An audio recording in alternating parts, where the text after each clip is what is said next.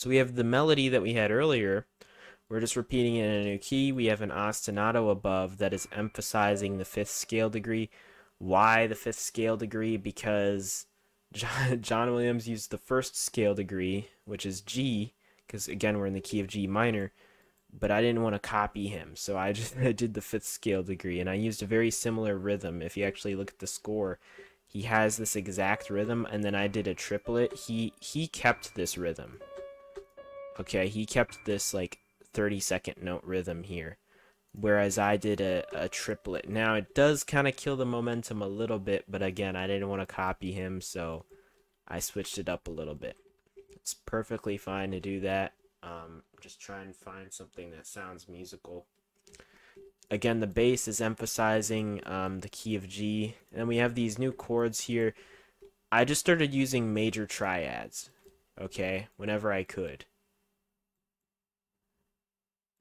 So, and then in this measure, we're emphasizing D flat, so I just used the D flat chord, right? That's fine. And then I used more voices because we were nearing the end of the measure. I wanted to build, you know, a little bit, so I used 6 voices instead of just like 3. So you can use that technique when you get towards the end of a measure. You can build. You know, we have these little mini peaks, and when we get to the end of the phrase, that's when we peak the most, right? So I'm just using major chords, even if they're outside of the key. I'm not paying attention to the key at all when I do this. I'm just making sure that the chord that I choose shares a tone with the note that is in the melody, because this harmony is supporting the melody. That's what we should think of this harmony as it's supporting the melody.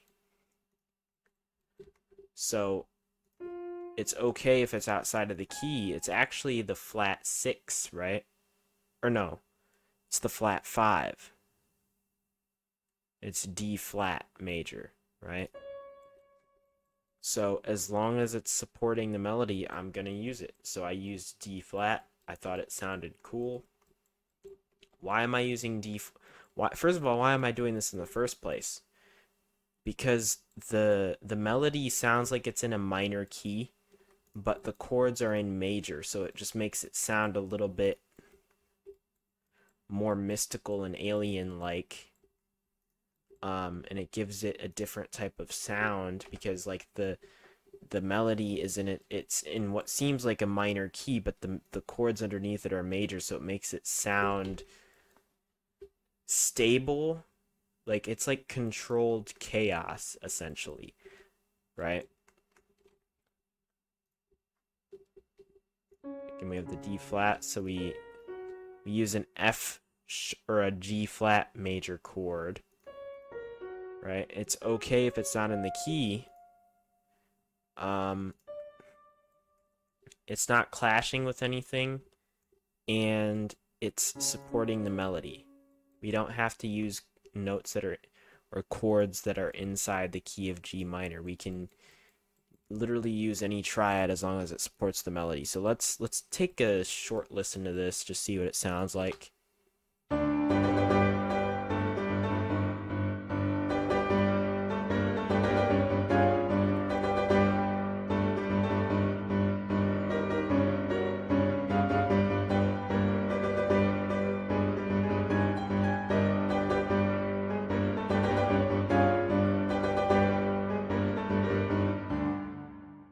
I accidentally cut it off there, but that's fine.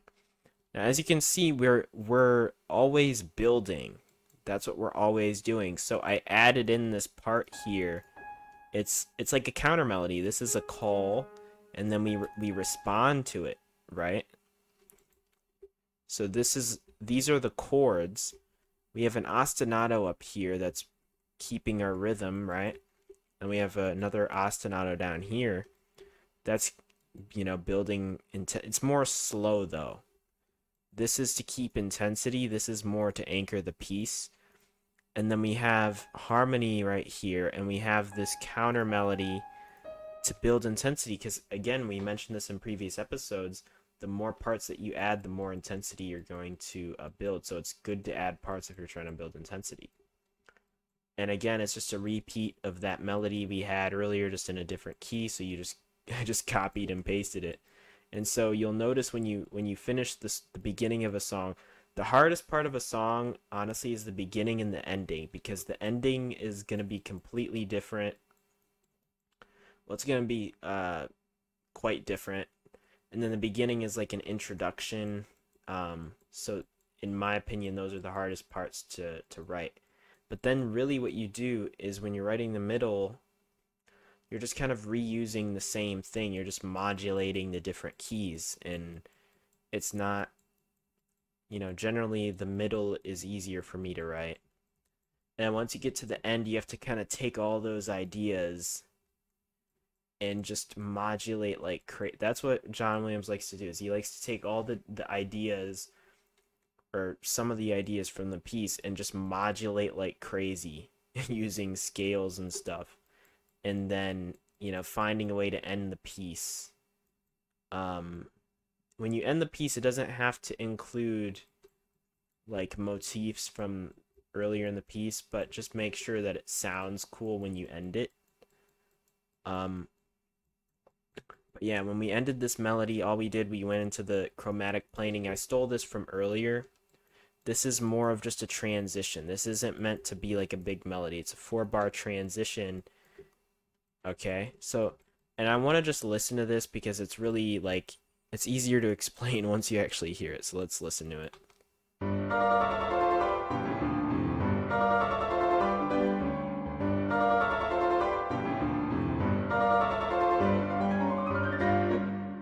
Okay, there we go. So let's just break that down. Again, just chromatic planing, we have a simple rhythm in the bass. This is a new rhythm we've never seen before, but it's very similar to what we've seen. So I guess it's not completely new, but, and it's also in a new key, right? So before we were in a different key. I added this melody here, this little, well, it's more like a motif. I added this little motif. Again, it's okay to add these things. I just felt like it needed something in the space here. Let's just mute that. And again, it should relatively contrast what came before it, just to keep it fresh. Move the piece forward. And then we came here, and this is what we're doing. We're starting to end the piece here, because you notice this is where it ends. So what we're doing, so we're still in the key. Wait, what key are we in? Okay, we modulate. So before we were in the key of G, then we modulate to the key of B flat, right? So we modulate to the key of B flat. Or it's B flat. I use a B flat minor chord. So yeah, we modulate to the tonal center of B flat. We'll just say tonal center because it's not always one key signature, as you have seen within film scores. They always borrow from different keys, and it just starts sounding, you don't really know exactly what key it is. So we'll just say tonal center of B flat. Ignore the strings for now. Okay, ignore them. So we establish the tonal center of B flat in the bass.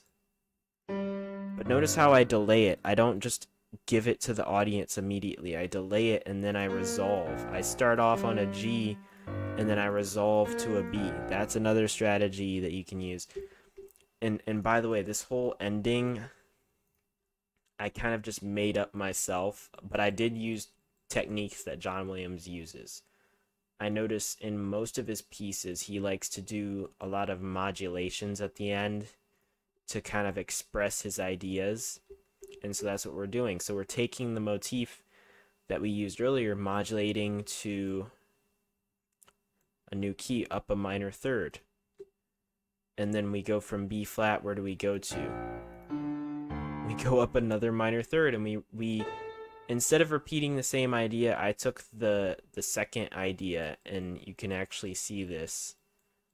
This is the idea, right? So I'll play it again. So the melody goes like this.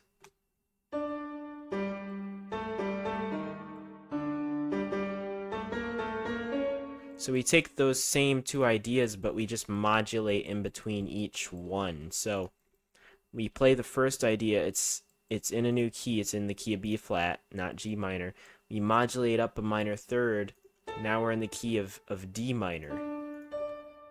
But notice how the bass is delaying that transition just to build tension, right? We're using notes outside of the key to build tension. Sustaining this note, we resolve it, we're building tension. Up here, what are we doing?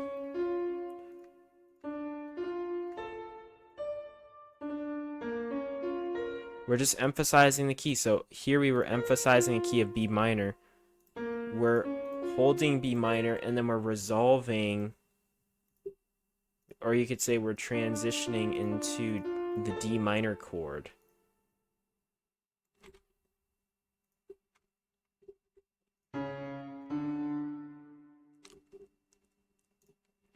Right? And we just do that again to kind of build tension using a B minor chord and then going to a D minor chord here.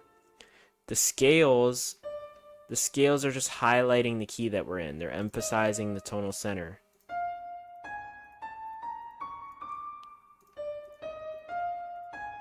So we're doing a sharp 4 and then a sharp 7, which is kind of like a harmonic minor scale.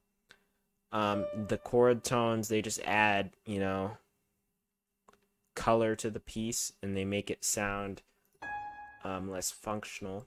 And you can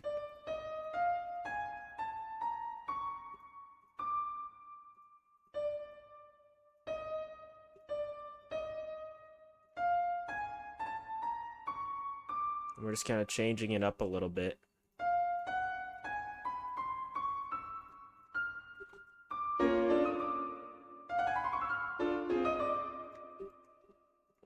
So we're just using that same strategy, but then we modulate again. We modulate to the key. Well, we're still in D, right? Yeah, this B flat just builds tension if you're wondering. Like, why are we playing a B flat when we're in the key of D still? Because we're just building tension and we resolve back to D. That's perfectly fine, right? Perfectly fine. And then we modulate again to the key of F. So what was the key that we were originally in? So we were in F, right? No, we were in G. We were in G. Okay. But now we're in F. And I just decided, okay, that's enough modulating. Right? We don't want to do this forever or it's going to get repetitive, but it does sound cool when you do it, you know, enough times. So the tricky thing with music is figuring out how much can I get away with before it gets repetitive, right? How do I keep that, you know, how do I retain the attention of the audience and make the music sound good but also not repetitive, you know? You gotta find that balance, and honestly, that just takes time, right? So you just gotta practice. And so that's that part. Now we have this whole other section going on. The strings.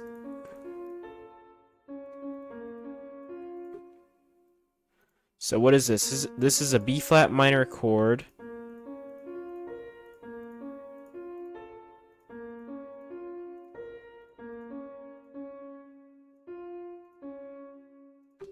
Let me see, wait. I think they're just playing it in inversions.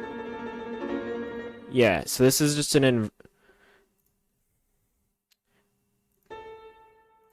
So this is the A. So this is a B flat minor 7. And it's kind of like it's resolving up. It's like it's moving up to the B flat. That's all I was really thinking. And then we have a B flat which is clashing and it resolves to the D. So again, we're just building tension. It's like chromaticism, but like without the strict rules. It's like it's a D minor chord, but we're just placing a note that clashes and then it resolves to like an actual D minor chord. And so you can add chord tones that build tension and then resolve it. That's just a strategy. And again, it's just emphasizing the tonal center of D minor here. We're just building tension, resolving. And we just do the same thing, you know, when we modulate to the different keys. You can kind of look through it if you want and just kind of point out the specifics.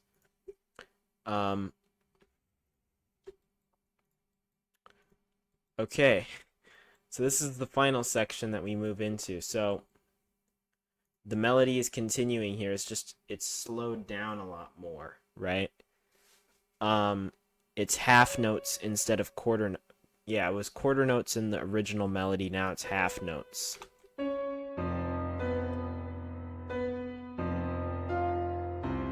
Right? So if you remember that melody, it was a lot faster in the original. And then I think here is just chromatic planing, because again, we have the tonal center established in the bass. 3 octaves of F, you know, that's enough F. We have enough Fs in the score, so now we're playing chromatic notes. Why do we play an E major chord? Because there's a B. There's a B, so we can play this chord because it contains a B. It doesn't have to be within the key signature.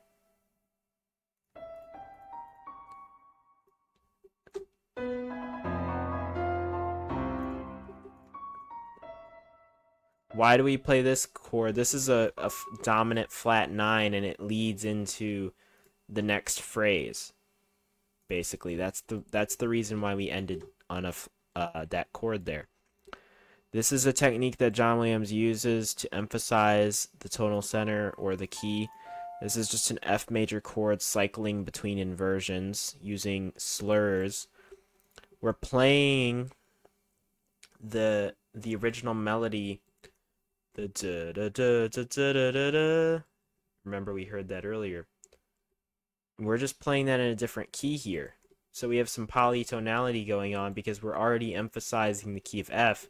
This, I don't know what key this is in exactly, but what I do know is that I led this into the F. The reason I chose this key is because it leads right into this F here. So that's a strategy you can use. You can play, you know, your chords up here to emphasize the tonal center, and then you can play the melody in a different key to build tension. That's the thing, right? It builds tension because it's in a different key. It's a foreign key, and it has all these sharps in it, so it makes it sound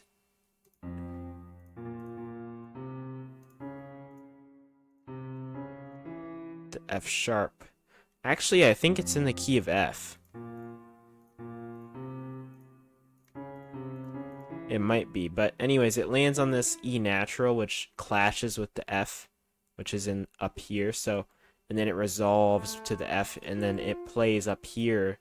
It transitions into another voice. Remember, we're adding voices, which builds tension, and then this resolves to F major.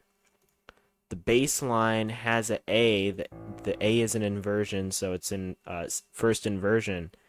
We resolve. Technically not resolving, but I would just say resolved because the A in the bass builds tension. Resolve to the F, and as soon as we resolve, we add more tension.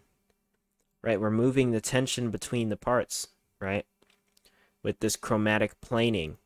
And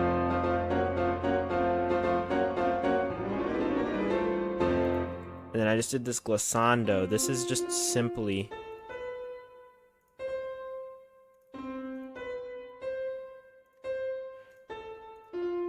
this is just an F major chord. This builds tension, resolves to the C, right? And we play another F major chord at the end.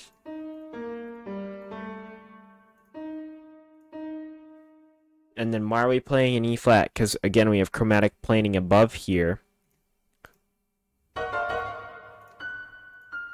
So chromatic planing from the F sharp major chord back down to the F major chord to the F sharp major chord.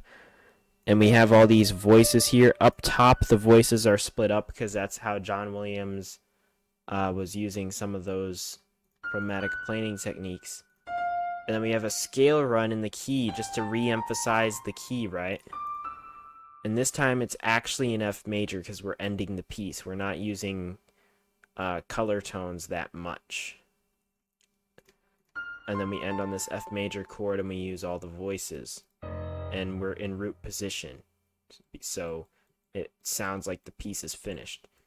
And then yeah, so we orchestrate it. The orchestration was really difficult, you know, but if you have an idea in your mind what it's going to sound like, it's just the way music score works. Like putting in all the notes is kind of difficult for each instrument, but it wasn't really difficult knowing what to do. It was just difficult actually doing it, because music score can be kind of difficult to put notes on the page. But we are done. Next episode, I'm just going to give a summary of everything for people who are kind of already advanced with music theory and they just want to get a summary of how to actually make this piece. So we'll give a summary in the next episode. Oh, geez, this is 52 minutes. I was not expecting that. So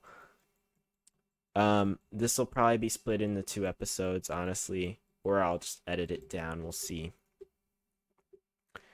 But that's basically everything.